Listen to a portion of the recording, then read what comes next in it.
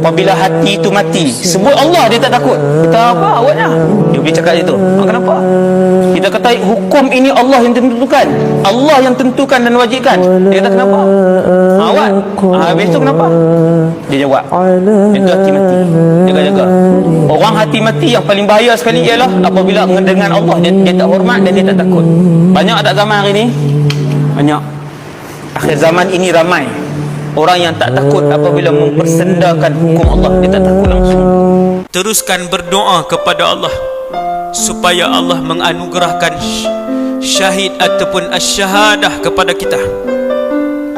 Sesungguhnya orang yang sentiasa, laki ke perempuan, yang tiap-tiap malam sebelum tidur minta dengan hati yang ikhlas, bersungguh-sungguh kepada Allah, ya Allah, urzuqni syahadah, muliakanlah aku dengan syahadah, maka dia akan dibangkitkan di padang mahsyar, duduk dalam kumpulan syuhada, walaupun dia mati di atas katilnya, kata Rasulullah, wa in mata ala firashihi.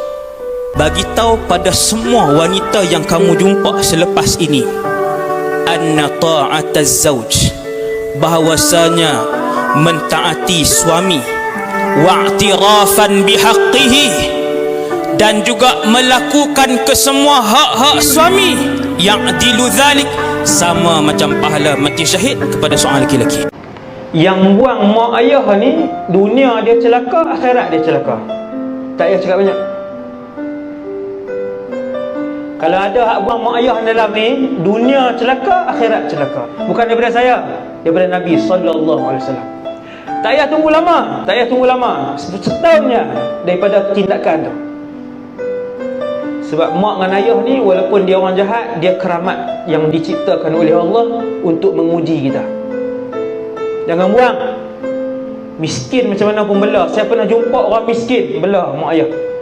Miskin, mereka pun rumah PPRT lah, 2 bilik, tapi bela sampai akhir hayat. Sampai ayah tu akhir hayat dengan lumpur dengan apa, rezeki mencurah-curah, bela mak ayah. Tuan-tuan, orang pertama yang kita ingat bila kita masuk syurga siapa, tuan? Siapa? Kita fikirkan ayah dan ibu kita. Yang kedua, isteri dan anak-anak kita, ahli keluarga kita. Mencari-cari kita di dalam syurga, yang tu yang akan berlaku. Memang itu yang akan berlaku. Maka bila masuk syurga, kelam kabut kita, hari pertama kelam kabut kita mencari ahli keluarga kita. Apa makna nikmat syurga kalau ibu kita dalam neraka, ayah kita dalam neraka, sedang disiksa oleh para malaikat? Apa makna syurga? Tergamakkah kita suap satu suapan nasi yang sedap di dalam syurga, mak kita sedang dibakar? Kita tak suap, tuan, kita akan termenung. Wahai orang-orang yang beriman, pelihara diri kamu, wa ahlikum, dan ahli keluarga kamu daripada api neraka Allah. Kalau kamu solat, kamu mesti kerah seluruh ahli keluarga kamu untuk solat.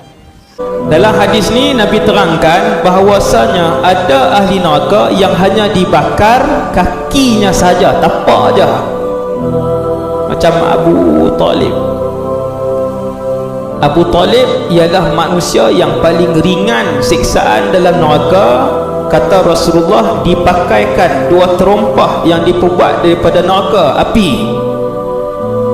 Terompah itu dimasukkan di bawah telapak kakinya, lalu panas api itu menggelegak-gelegakkan otak isi Abu Talib. Hak tu paling ringan. Betis Abu Talib tidak dibakar api, lutut dia tidak dibakar api, pinggang dia tidak dibakar api, bawah dia. Ketika dibakar nanti, kata Rasulullah, Abu Talib menyebut-nyebut dan meraung-raung kepada orang ramai, akulah yang paling berat siksaan. Dia ingat dia yang paling berat, hak tu yang paling ringan. Ketika Allah Subhanahu Wa Taala menciptakan seluruh alam, ibu telah diletakkan oleh Allah pada tangga yang ketiga. Selepas Allah, Rasulullah, ibu.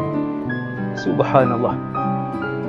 Sebab tu bila sahabat tanya, ya Rasulullah, siapa yang paling aku berhak untuk aku dampingi, untuk aku lakukan kebaikan? Nabi sebut ummuka.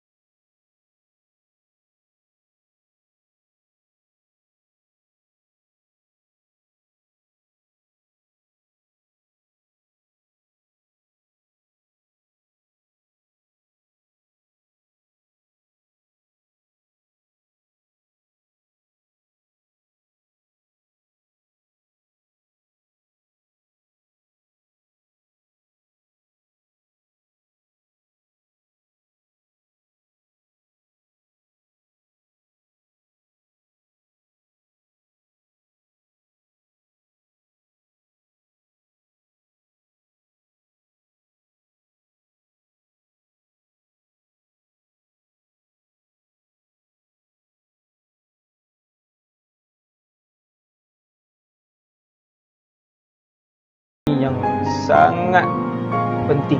Bila Nabi sebut akan wujud akhir zaman nanti, yang aku tak pernah tengok, nisaun kasiyatun ariyat, wanita-wanita di kalangan umat aku, kasiyatun ariyat, pakai baju tapi telanjang-telanjang.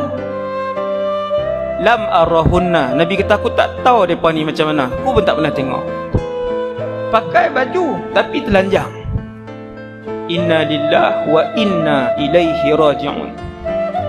Nampak tak zaman hari ni? Nampak? Banyak tak? Banyak.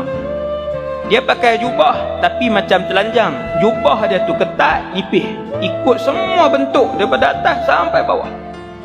Ayah-ayah, suami-suami yang ada isteri, ada anak-anak, tak tutup aurat, tak berani keluar dengan jantan, kasar ni.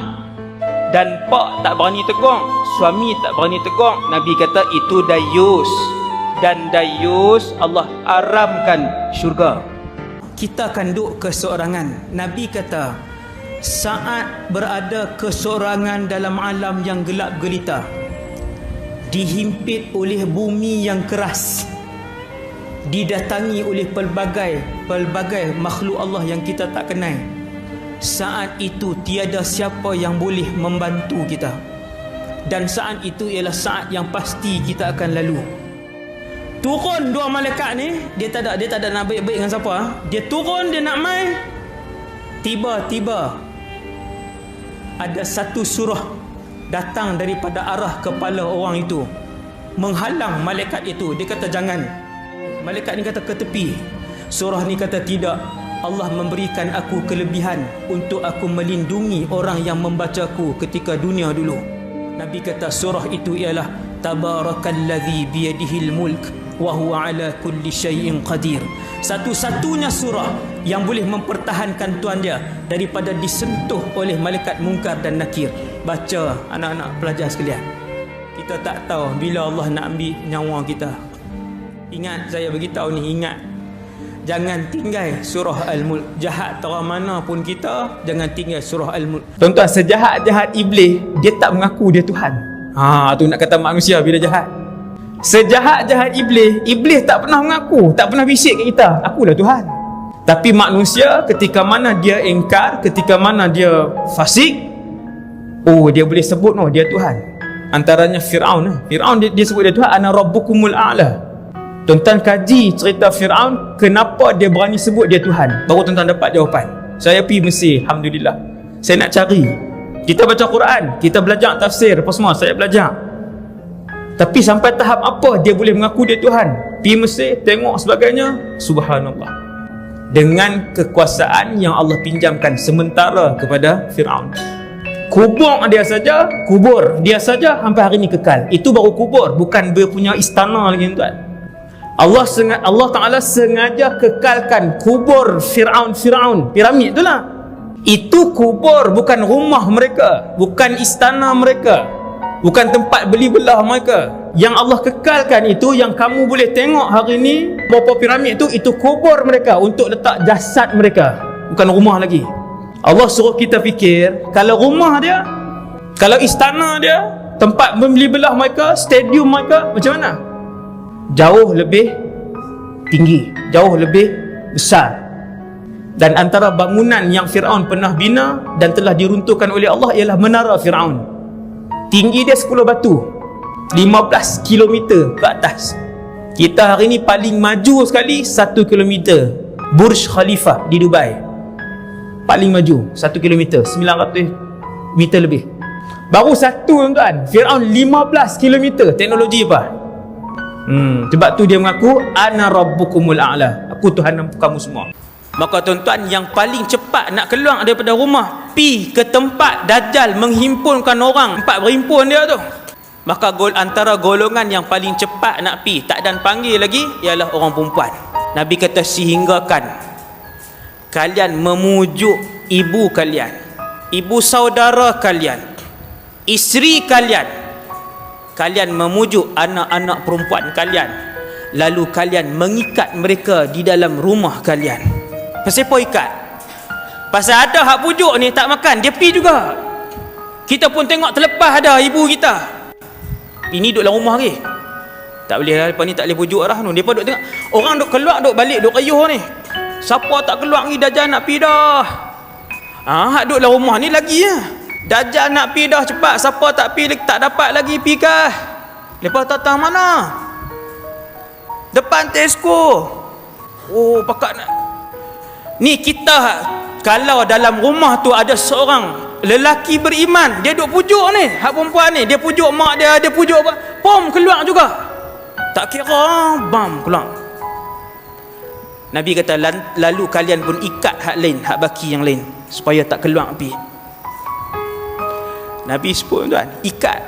Kita tak tahu tarikh dan masa dan tempat kita nak mati. Dengan sebab itu Allah minta, Rasulullah minta kita sentiasa bersedia, sentiasa bersedia. Sebab kematian mengejut di akhir zaman ini sangat banyak berlaku. Tengok jiran kita, cuba muhasabah orang kampung kita, cuba muhasabah kawan-kawan kita. Tahun lepas ada yang meninggal dunia kerana kematian mengejut, salah satu daripada tanda kiamat kecil. Nikmat yang setara dengan redha Allah, ataupun satu lagi nikmat yang mungkin lebih tinggi daripada redha Allah Subhanahu Wa Taala, iaitu nikmat melihat Allah. Sekian lama kita menyembah Allah, rindu manusia dengan Allah yang tak terkawal, mendengar nama Allah disebut, mengalirkan air mata dalam solat, mengalirkan air mata sebab rindu dengan Allah. Bila Nabi tengok satu bulan yang mengambang, Nabi kata kepada sahabat, Nabi kata, boleh nampak tak bulan ni? Sahabat kata, nampak. Innakum satarawna rabbakum, sesungguhnya kalian akan melihat Tuhan kalian di akhirat kelak, seperti mana jelasnya mata kalian melihat bulan yang mengambang, yang tidak ada awan, yang gelap seperti mana malam ni.